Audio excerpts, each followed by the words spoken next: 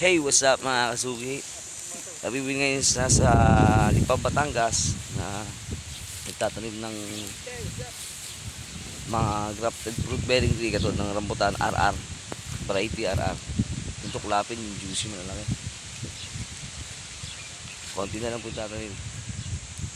Yung mangga na, tanim na po namin mangga. Doon.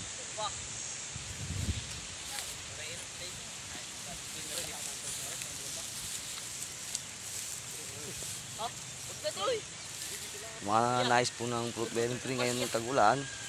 PM lang po kayo sa akin. Hindi po tayo magtanim. Grafted po yan. RR variety, rambutan.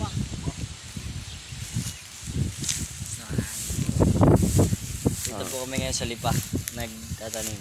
Dito, fruit bearing trees. Hey, Iswa, baka makalimutan pa isa. Di nga ito tanim. Nandiyan mo na. Yan po, mga sweet catimun. Catimun po sa kabila. Tapos sa side sa pinakadulo, ang lalagay po namin daw ay mga guyabano, langka, iba't iba, 10 piraso. Malong pa po yan. Tataniman namin.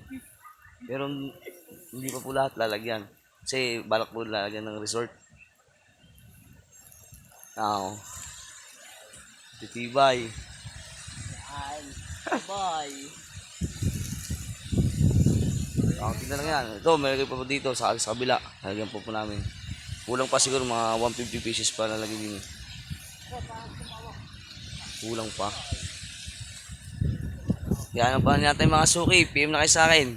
Salamat po. Peace.